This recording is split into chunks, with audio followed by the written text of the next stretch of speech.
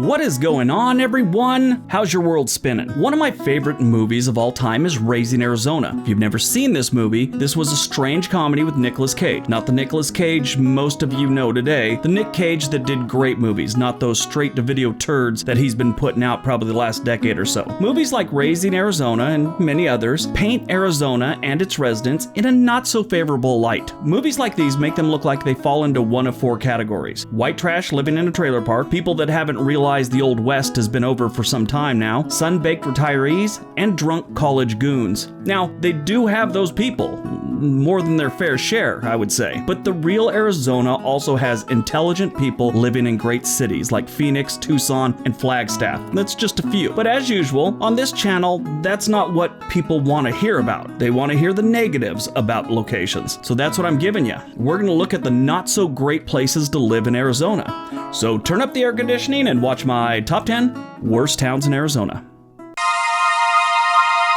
Number 10, Spring Valley. Spring Valley has roughly 2,100 residents 5 miles north of Phoenix, a very small community that obviously doesn't have trouble finding work. Its hardly existent unemployment rate of 0.8% is normally something you celebrate. Not here. Of those who do work, it's still likely they're living in poverty. We can tell this by its poverty rate of 44%, and the percentage of mobile homes and trash fires kind of tell us that too. The income per capita is only around $18,000 a year, 36% lower than the national average. So this is basically a place that has jobs, but of those people that do have the jobs, about 90% hover around minimum wage. And stop typing. Yes, we get it. They have jobs. At least they have jobs. We get it all the time. They have jobs. They're just not really great jobs.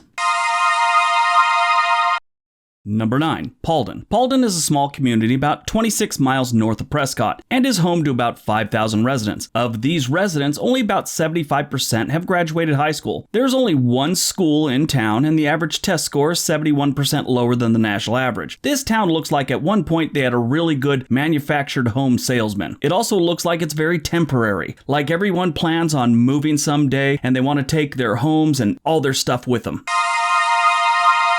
Number 8, Ash Fork. Ash Fork, Arizona is a tiny town of only about 750 residents along the historic Route 66. And stop typing. I know some of you will call it Route 66. Anyway, moving on. Surprisingly, for such a small town, there's plenty of work, which helps with their unemployment rate, which is at 2%. However, like other places on this list, they have a seriously bad poverty level of 68%. 68% of these people live below the poverty line. The income per capita is roughly $10,000, making things very hard on the residents. They do, however, have something really strange in the middle of town. A high school with a decent football field. Now, when you look at this place on the map, you'd think they don't have enough people to field a chess team, much less a football team. It's really weird.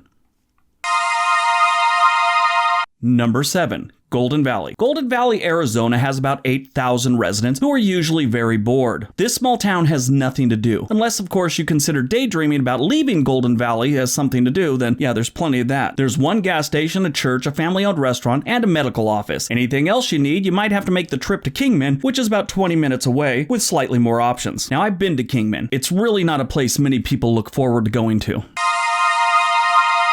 Number 6, Lake Montezuma. Lake Montezuma is a small town of about 5,000 residents surrounding a little tiny lake called Lake Montezuma. This isn't really a lake, it's a pond. I'm not sure who decided to call it a lake, but they were exaggerating a bunch. Calling this place a lake is like calling me an underwear model because I own underwear. Makes no sense. It seems like education in this town is the least of their worries. There's 2 schools here, 3 if you include the School for Troubled Teens, which is always great to have in town, Sedona Sky Academy. The average test score in Lake Montezuma is 73% lower than the national average. Number 5, Cameron. Cameron, Arizona is about an hour drive north of Flagstaff with just over 1,100 residents. Weather here can get pretty brutal. In the winters, temperatures get as low as 10 degrees Fahrenheit, while in the summers, it easily gets into the triple digits for what seems like months at a time. Not only is the weather bad, but so is the pollution here. They have a way to rate pollution. It's called the pollution index. Cameron has a pollution index that is 201% higher than the national average. What's up with these people? Their pollution is so bad, it's like they have an oil well that's been on fire for years and they're not telling anyone about it. Number 4, Miracle Valley. Miracle Valley, Arizona is everything a miracle is not. The town has a population of only 750 residents with the overall crime rate of 85% higher than the national average. This town also has some violent history thanks to the Miracle Valley shootout in the early 80s, where 300 members of the Christ Miracle Healing Center moved into town from Mississippi and Chicago. The group had some beliefs resulting in 5 young children passing away due to the group's refusal to seek medical attention. Tensions rose within the community, ultimately leading some church members confronting local authorities who showed up to serve traffic warrants. A shootout occurred, leaving 2 church members dead and 7 officers injured. Now, there was a couple other incidents before that, but this is the final thing. That's really what ended this whole thing, the culmination. All of the other stats of this place are graded a big fat F, with the exception of housing costs. That gets an A+, because nobody really wants to live here. Number 3, Fredonia. Fredonia, Arizona is a very small town of only about 1,000 residents. It's close to the Utah border. The unemployment rate in this town isn't the absolute worst at 7%. Still not good, especially by 2018-2019 standards. Back in 2010, that was a pretty good unemployment rate, but not now. So while it's not impossible to find work here, it's definitely hard to get by even if you do have a job. This is another place that if they could pay you less than minimum wage, they would. The income per capita is only about $17,000, which is 30% lower than the national average. Here's another great thing about this place. The average school test score in Fredonia is 50% lower than the national average. Fredonia is the type of place that you only end up if you made a wrong turn or need gas on the way to the Grand Canyon. Trust me, stay away from Fredonia. Number 2, Arivaca Junction.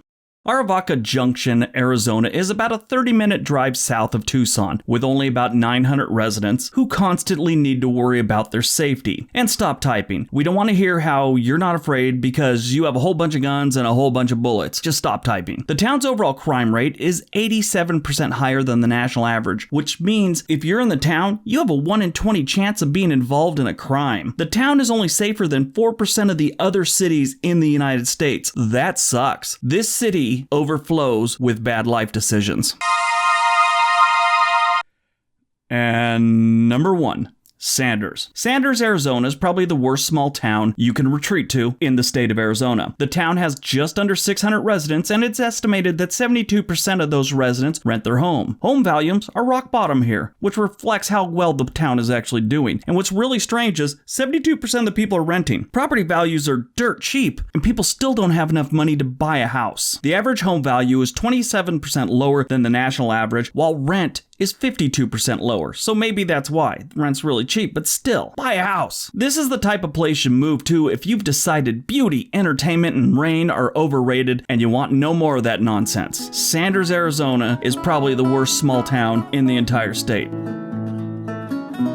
Alright, so that's my top 10 worst towns in Arizona. Hope you guys enjoyed it. Hope you got some information out of it. If you guys think I missed one, I'd love to hear about it. Put it down there in the comments. I always like to read those things and possibly make other lists later on, the viewer version. I hope you guys have a great day. Be nice to each other.